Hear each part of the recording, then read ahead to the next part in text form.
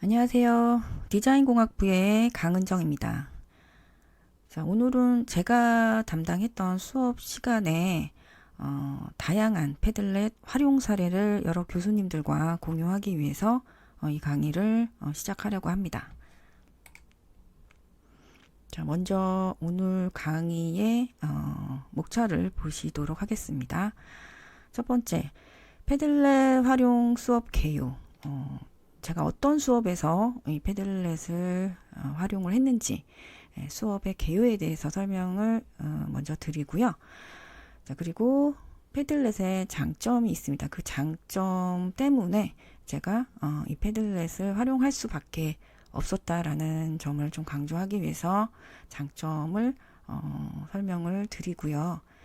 자, 세 번째로 다양한 패들렛 활용 사례, 특히 이제 팀 프로젝트와 과제 진행 시 어떻게 활용했는지 그런 사례들을 보여드리도록 하겠습니다. 자, 마지막으로 패들렛 활용을 위한 팁.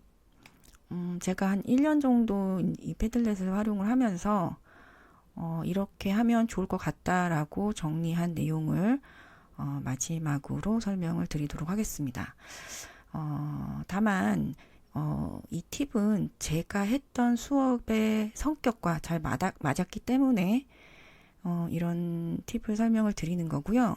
교수님들의 그 각각의 그 수업들에는 뭐 정확하게 딱 맞아 떨어지지는 않을 수도 있습니다. 그런 부분들은 각자 교수님들의 수업에 맞게끔 커스터마이징 하셔서 뭐 얼마든지 더 좋은 그런 활용 사례들이 나올 수 있을 것이라고 저는 생각을 합니다. 먼저 패들렛을 활용을 했던 수업의 개요에 대해서 설명드리도록 하겠습니다. 저는 2020년도 2학기부터 2021년도 1학기까지 1년 동안 패들렛을 사용을 했는데요. 자, 먼저 2020년도에는 컨텐츠 융합 디자인, 미디어 융합 디자인이라고 하는 수업에서 패들렛을 사용을 했었습니다. 각각 2학년과 3학년 수업이었고요. 수업의 내용 자체가 이제 웹사이트 기획 및 제작, SNS 마케팅 컨텐츠 제작, 이런 제작 수업에서 뭔가 어떤 컨셉을 정의하거나 또는 아이디어들을 리서치하거나 그 학생들의 다양한 아이디어들을 브레인스토밍을 해야 하는 그런 과정들이 굉장히 중요한 그런 수업이었습니다. 그래서 그런 과정의 내용을 이미지 맵으로 작성을 하기를 원했었는데요. 패들렛을 알기 전에는 엑스마인드라고 하는 툴이 있었어요. 그래서 그 엑스마인드라고 하는 툴은 한 사람만이 이 이미지 맵을 작성을 할 수 있었습니다. 근데 뭐 다 아시다시피 팀 프로젝트를 하게 되면 하는 사람만 계속 뭔가를 하고 아무것도 안 하는 사람은 끝까지 아무것도 안 하는 그런 오류가 있었죠. 그래서 모든 학생들이 다 뭔가 이제 참여를 하기를 원했었는데 그러한 것들이 가능하게 해준 툴이 바로 패들렛입니다. 패들렛으로 이미지 맵을 작업을 하게 되면은 모든 학생들이 한 공간에서 본인의 아이디어들을 같이 작성을 할 수가 있다는 장점이 있었죠. 자, 그래서 2020년도 2학기에는 이미지 맵 작성 위주로 패들렛을 주로 활용을 했고요. 2021년도에는 이 패들렛을 좀 더 많이 활용할 수 있는 그런 계기가 됐었는데요. 2D 그래픽 기초라고 하는 수업, 이제 1학년 수업이에요. 자, 뭐 제가 계속 좀 얘기를 나중에도 드리겠지만 이 패들렛이라고 하는 툴 자체는 좀 자기 주도적인 그런 학생들의 어떤 능동적인 그런 활동들이 필요로 합니다. 근데 1학년 학생 수업에서 이것을 어떻게 활용을 할까? 자, 근데 제가 조금 창피한 얘기긴 하지만 저희 딸이 초등학생인데 그 초등학교 그 담임 선생님께서 활용하시는 그 어떤 내용을 제가 좀 참고를 해서 이때 사용을 했습니다. 초등학생 아이들도 패들렛을 사용을 하더라고요. 그래서 그 자기소개를 하는 데 있어서 본인들이 스스로 자기 이름 밑에 자기소개를 글로 작성을 하고 모든 학생들이 같이 본인의 소개를 같이 볼 수 있는 그런 시간이 첫 시간에 있었습니다. 그래서 저도 그 1학년 학생이기 때문에 뭔가 그 학생들에 대해서는 알아야 되겠지만 그 학생들에게 부담을 주기는 좀 그렇잖아요. 그래서 그 2021년도 1학년 그 수업에서 자기소개를 위해서 이 툴을 사용을 했고 또 이렇게 스터디를 위해서 조를 구성을 해야 하는데 그런 조 구성을 위해서도 본인의 어떤 툴 실력이라던가 어떤 사람과 같이 했으면 좋겠는지 본인의 각오라던가 이런 것들을 좀 서술을 하게 해서 그런 내용들을 모든 사람들이 다 확인을 할 수 있게끔 하는데 사용을 했었습니다. 자, 그리고 마지막으로 가장 패들렛 활용을 많이 했던 수업이죠. 모바일 디자인이라고 하는 수업이 있습니다. 이 수업은 CTL에서 하는 학습자 중심 수업으로 신청을 했던 수업이었고요. 3학년 수업이었습니다. 자, 이 3학년 수업이기도 했지만 이 학생들은 작년에 1년 동안 블렌디드 러닝, 플립드 러닝 이 두 가지를 다 경험을 했던 학생들이었고 어느 정도 자기 주도적인 그런 학습 형성이 되었던 그런 학생들을 대상으로 수업을 진행을 했었고요. 마찬가지로 앞에서 그 콘텐츠 융합 디자인이나 미디어 융합 디자인에서 필요로 했던 그런 컨셉 정의라던가 브레인스토밍이 중요했던 그런 수업이었습니다. 그래서 그런 것들을 이제 패들렛을 활용을 해서 그 프로젝트라던가 과제에 활용을 했었지만 그것 외에도 정말 다양하게 많은 패들렛 활용 사례들이 나왔던 수업이 바로 모바일 디자인입니다. 이런 내용들은요, 이제 뒤에 그 사례 사진을 가지고 다시 한번 설명을 드릴 거고요. 어쨌건 간에 이제 학생들의 그 자발적이고 능동적인 참여가 굉장히 중요한 그런 툴이기 때문에 뭐 처음 맞는 수업 또는 처음 만나는 학생들과는 조금 어렵지 않을까 조심스럽게 그렇게 제가 판단해 보았습니다. 다음으로 패들렛의 장점에 대해서 설명드리도록 하겠습니다. 자, 이 장점은요, 제가 패들렛을 사용하게 된 이유이기도 합니다. 먼저 이제 다양한 템플릿 디자인 선택이 가능합니다. 자, 지금 보이시는 8가지 내용이 바로 이제 패들렛에서 활용할 수 있는 템플릿인데요. 자, 여기서 제가 가장 많이 사용했던 게 이제 캠퍼스라고 하는 템플릿입니다. 제가 이제 마인드맵을 작성하는 것을 위주로 먼저 시작을 했다라고 말씀드렸는데요. 그런 식으로 이제 여러 가지 가지치기를 한다거나 아니면 소팅을 한다거나 하는데 수정이 용이하고 모든 학생들이 다 참여를 해서 각자 그런 마인드맵의 소팅과 그 가지치기가 가능했던 그런 템플릿입니다. 그리고 뭐 그리드라던가 이제 셀프라고 하는 요런 템플릿도 상당히 많이 사용을 했는데요. 요거는 이제 학생들이 리서치 조사라던가 스터디를 하는 데 있어서 자기의 어떤 영역에 계속해서 그런 데이터들을 쌓아 올릴 때 요런 템플릿을 많이 사용을 하는 것으로 알고 있습니다. 자, 패들릿의 장점 두 번째입니다. 다양한 형태의 정보 공유가 가능하고요. 협업이 가능하다라는 장점이 있는데요. 자, 아까 보여드렸던 그런 다양한 템플릿 보셨지만 그런 템플릿에서 또 다양한 형태의 정보가 첨부가 가능합니다. 예를 들어서 이미지라던가 텍스트는 기본이고요. 그 다음에 비디오라던가 그리고 직접 뭐 구글 검색을 해서 검색한 결과에 URL 등이 첨부가 가능합니다.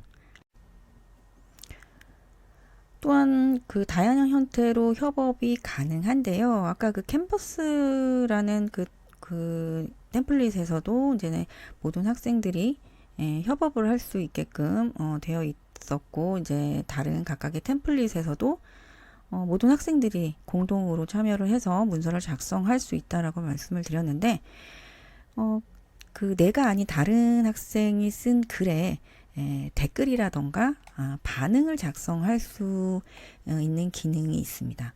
이런 기능들을 활용을 해서 뭐 학생들에 대한 어떤 피드백 같은 것도 가능하지만, 저 같은 경우에는 대부분 이제 좀 디테일한 부분이 많기 때문에 글로 피드백하기가 조금 애매한 부분이 있습니다. 그래서 저는 대부분 이제 말로 좀 많이 피드백을 했던 케이스고요. 간단한 내용 같은 경우에는, 또는 어떤 뭐 취업업 뭐 이런 응원의 메시지, 이런 것들은 참 이런 댓글이라던가 반응 작성을 통해서 좀 더 이제 활성화시킬 수 있는 그런 장점이 아닌가, 그렇게 생각을 합니다. 글 작성 예시를 통해서 한번 확인해 보도록 하겠습니다. 어떤 학생이 이제 글을 작성을 하려고 이제 글 작성 버튼을 눌러서 나온 화면입니다. 이 화면에서 이제 하단에 보시면 이런 버튼이 있어요.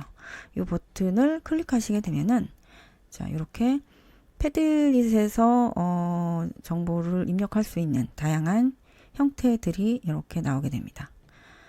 자, 그 컴퓨터에 있는 파일을 업로드 하실 수도 있고요. 직접 URL을 입력을 해서 링크가 들어가게 할 수도 있고요. 자, 아니면 구글로 바로 연결이 돼서 그 구글에 검색을 해서 그 검색된 결과가 바로 들어가기도 합니다. 자, 태블릿이나 모바일을 사용을 한다면 바로 그 카메라 기능으로 사진을 찍고 그 사진이 바로 들어갈 수도 있고요. 그 다음에 비디오 캡처, 마이크에서 오디오를 녹음한 음성, 그 다음에 바로 화면을 녹화를 한 내용, 그리고 그리기, 장소, 이런 것들이 다 정보 공유가 가능합니다. 자, 이번에는 자료 저장 및 제출에 대해서 알아보도록 하겠습니다. 다양한 방법으로 공유가 가능하고요. 뭐 이런 것들은 저는 뭐 써본 적은 없고요. 자료 저장 부분에서 내보내기 부분 보시면은요, 이미지로 저장, PDF로 저장, 뭐 그리고 엑셀로도 저장이 가능합니다. 그래서 저는 지금 이 PPT에서 이제 다음에 이제 사례들을 많이 보여드릴 텐데, 그 사례들이 제가 이미지로 저장을 한 내용들이고요. 그다음에 학생들이 제출을 할 때는 PDF로 저장을 해서 제출을 하는 학생들도 있었고, 그대로 그냥 링크를 제출하는 학생도 있었습니다. 패들렛의 장점을 한번 정리를 해보았고요. 이 장점을 활용한 사례를 바로 보여드리도록 하겠습니다. 자, 첫 번째 그 패들렛의 장점은요, 정보 전체 공개 및 공유입니다. 자, 학생들은요, 그 말로 이렇게 하는 것보다는 본인이 이제 글로 쓰는 것을 편하게 생각합니다. 그리고 뭔가 튀는 것을 싫어하죠. 그래서 뭐 좀 말을 하는 학생도 몇몇 있긴 하지만 대부분이 이제 글이 편하게 느껴지는 학생들이 대부분이고요. 그리고 소극적인 학생들이 또 많습니다. 조별 프로젝트를 할 때 이런 소극적인 학생들의 참여가 굉장히 중요한데, 뭐 하는 학생만 하게 하는 그런 조 프로젝트는 정말 모든 사람들이 힘들어지기 때문에 이런 소극적인 학생들도 참여가 가능하게끔 하는 툴이 아닌가 생각을 하고요. 그리고 한 화면에 모든 학생들 또는 모든 조에 작성한 내용을 확인할 수 있다라는 것이 참 편하다라고 느껴졌습니다. 자, 조별 프로젝트에서 여러 가지 활용도가 있습니다. 자, 그래서 과정을 확인하기 좋고요. 여러 사람들이 하나의 문서를 작성을 한 것을 확인할 수 있기 때문에 어떤 사람이 어떤 내용을 작성을 했는지 그 작성자의 이름들이 다 나옵니다. 그래서 그런 과정을 확인하기 좋고 댓글 달기라던가 그 게시글에 대한 어떤 반응들 이런 것들이 표시가 가능하다라는 장점이 있습니다. 자, 그리고 이미지 맵을 만들기가 편합니다. 수정도 용이하고요. 그래서 다양한 아이디어를 정리하는 그런 툴로서 상당히 장점이 많다라고 말씀드릴 수 있겠습니다. 자, 마지막으로 요거는 이제 모바일 디자인이라고 하는 수업에서만 사용했던 그런 내용인데요. 그 모바일 디자인에서 이제 사용자 조사라는 것을 합니다. 리서치를 하든 인터뷰를 하든. 그럼 굉장히 내용이 많은데 그런 내용을 정리하는 그런 결과를 정리해서 보여줄 때 이 패들렛을 활용을 해서 정리를 했더니 좀 더 보기 편하고 정리도 쉬웠던 그런 사례들이 있습니다. 패들렛의 장점을 설명을 드렸고요. 각 장점에 맞는 그 장점을 활용한 각각의 사례들은 앞에 열거된 그런 내용들이고 이런 내용들로 제가 이제 그 사례 이미지를 보여드리면서 설명을 드리도록 하겠습니다. 자, 첫 번째 패들렛 활용 사례입니다. 장점 중에 그 정보 전체 공개 및 확인이 가능하다라는 그 특성을 살려서 학생들에게 자기소개를 하도록 하였습니다. 1학년의 사례인데요.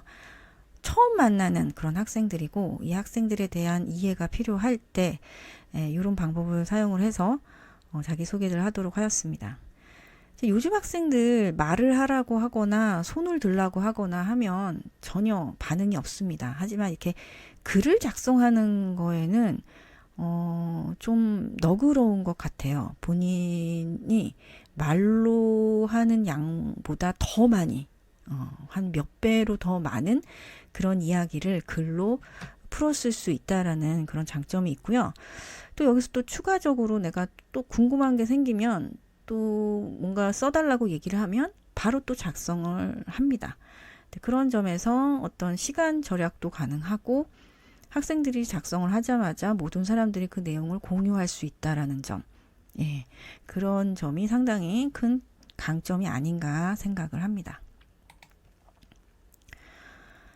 자, 뭐 1학년 학생뿐만 아니라 이제 3학년 학생들에게도 이런 자기소개 비슷한 것을 요구를 했었는데요. 그 이유는 이제 조구성을 해야 하는데 그냥 무작위로 조구성을 할 수는 없고 본인에 대한 어떤 내용, 본인이 어떤 그 실력이 강한지, 강점이 뭔지, 단점이 뭔지, 어떤 사람과 하고 싶은지, 그리고 관심사가 무엇인지, 어떤 앱을 만들고 싶은지 이런 내용들로 자기소개 프로필을 작성을 하라고 시켰어요. 그래서 그런 내용들을 좀 다 이제 포괄적으로 다른 학생들 것까지 다 이제 한 번에 확인하면서 좀 골고루 그런 학생들이 한쪽으로 몰리지 않게 골고루 조편성을 위해서 이런 데이터들을 좀 참고를 했었습니다. 자, 그리고 첫 시간에 퀴즈를 제가 냈었는데요. 그 퀴즈에 대한 정답을 또 여기다가 쓰라고 말씀을 드렸어요. 그래서 그 퀴즈에 대한 정답도 한 화면에서 확인을 할 수 있고 누가 틀렸는지 몇 명이 틀렸는지 뭐 이런 것들이 한눈에 확인이 가능했던 그런 패들렛의 장점에 대한 사례입니다. 자, 뭐 마찬가지로 정보 전체 공개 및 확인이라고 하는 그 장점의 패들렛 활용 사례인데요. 이제 학생들이 이제 조를 구성하고 각 조에서 어떤 주제로 프로젝트를 진행할 것인지 자신의 자기 조의 주제를 작성을 해서 올립니다. 그러면 이제 다른 조하고는 좀 겹치지 않게 한눈에 어떤 주제들이 나왔는지 한눈에 확인이 가능하다라는 거죠. 자, 이번에는 두 번째 이미지 맵에서 활용한 그런 사례들을 보여드리도록 하겠습니다. 본인들이 이제 아이디어들을 리서치를 합니다. 이제 리서치를 이제 하게 되면은 뭐 이렇게 그 내용들을 뽑아서 가져오기보다는 로우 데이터 자체를 서로 공유해서 보는 것이 더 좋을 때가 있어요.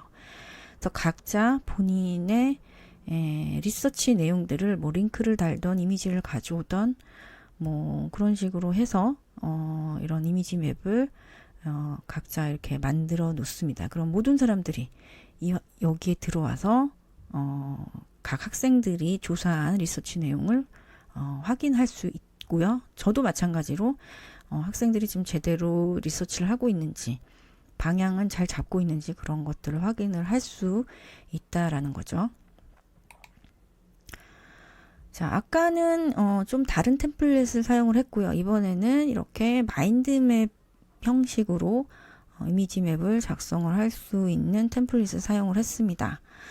마찬가지로 이제 각각의 그런 리서치 내용들 또는 그 각 리서치에 해당하는 URL들 이런 것들을 본인이 조사한 것들을 링크를 해놓고 그런 것들을 소팅을 하고 소팅한 내용들을 같은 컬러로 구분을 해놓고서 한눈에 이렇게 내용을 파악하기가 쉽게끔 정리를 할 수가 있습니다.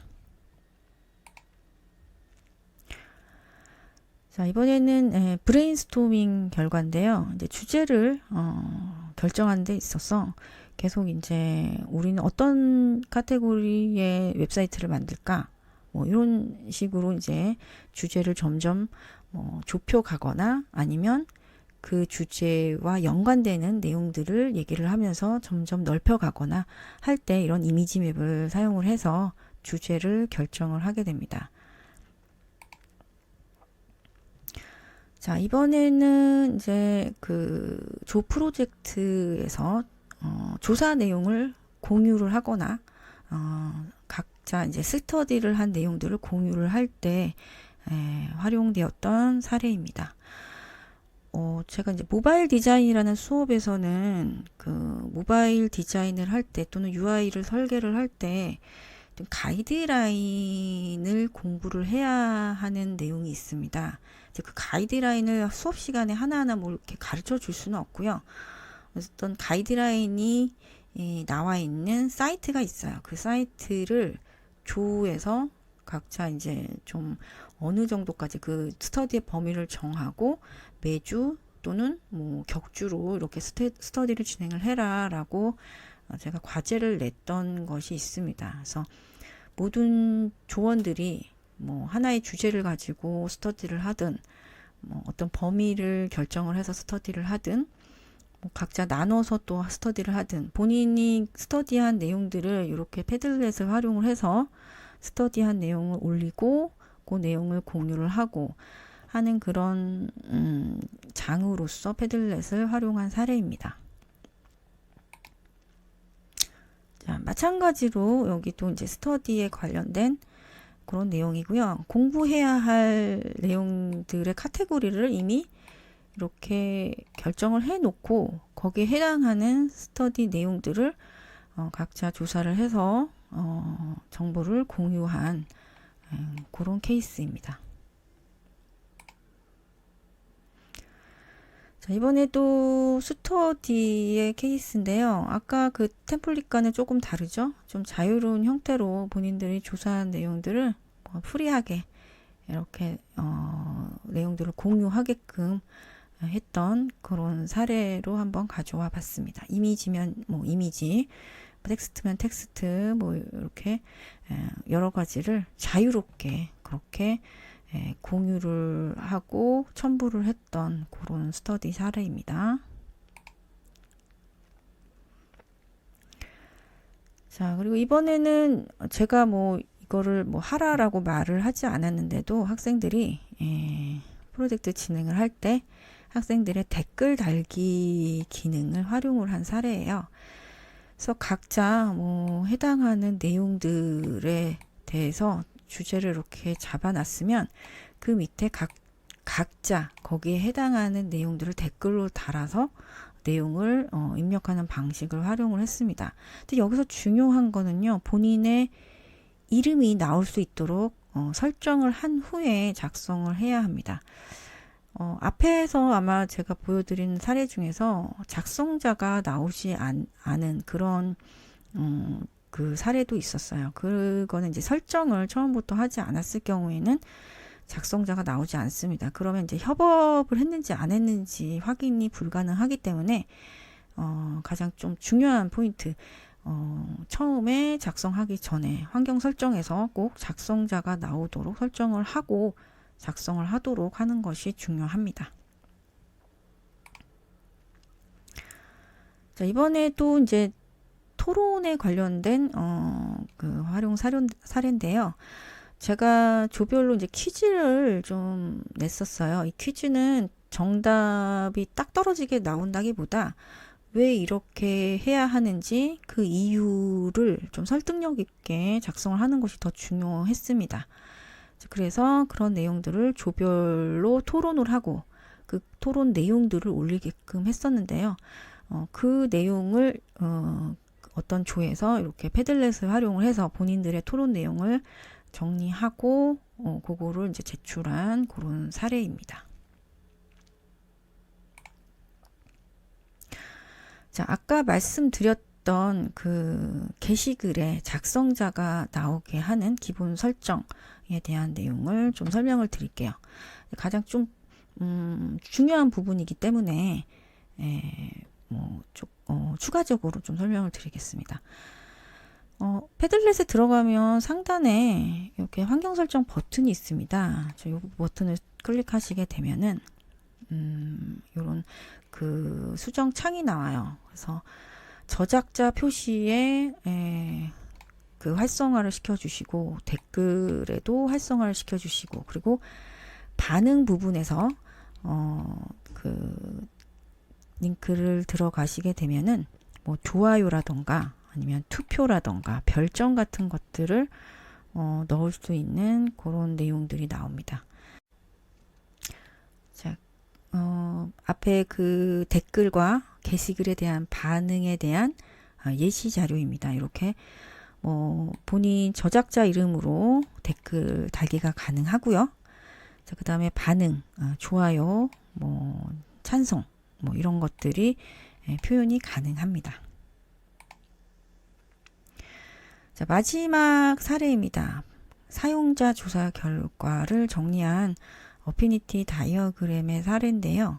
근데 여기서 한 가지 이제 좀 안 좋은 단점이 있는데 이게 하향식은 가능한데요. 밑으로 내려가는 건 가능한데 이 어피니티 다이어그램이 또 소팅을 해서 상향식으로 가야 할 때가 있습니다.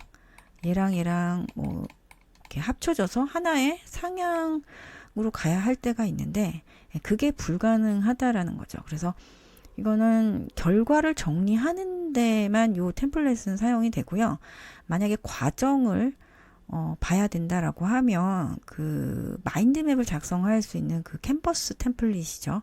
그 캔버스 템플릿을 사용을 하게 되면 하향식, 상향식이 다 가능합니다. 그래서 요거는 결과를 정리한 내용을 이렇게 패들릿으로 활용을 해서 정리를 한 거를 제출을 한 내용이고, 여기 또 장점이 뭐냐면 그 정리한 내용과 하위에 있는 내용에 해당하는 것들을 컬러로 구분이 가능하다는 거예요. 그래서 한눈에 컬러로 구분해서 보기가 편하다라는 거죠.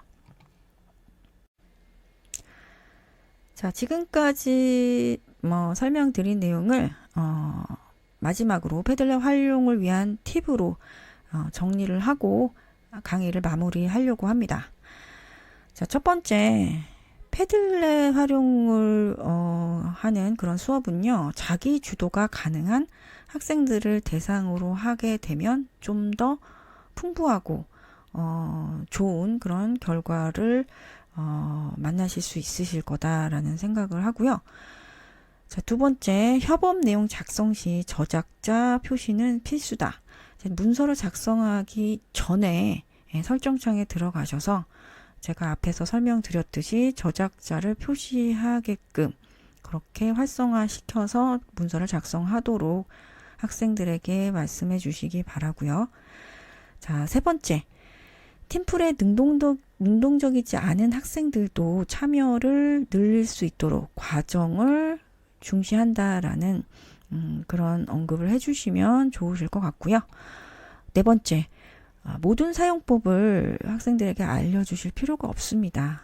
자, 학생들은 스스로 그 툴의 장점을 발견하고 그 툴을 응용할 줄 아는 그런 잠재력이 있다라는 거죠. 자, 그리고 다섯 번째, 요즘 학생들의 특성입니다. 튀는 것은 싫지만 목소리는 내고 싶다. 개인의 목소리를 낼 수 있는 도구들을 잘 활용하시게 되면 교수님들과 학생들의 어떤 소통은 잘 이루어지리라고 생각을 하고요. 그리고 모든 학생들이 좀 소극적이지 않고 능동적으로 뭔가 할 수 있는 그런 수업이 진행이 될 거다라는 말씀을 끝으로 강의를 마치도록 하겠습니다. 자, 긴 시간 동안 경청해 주셔서 감사합니다.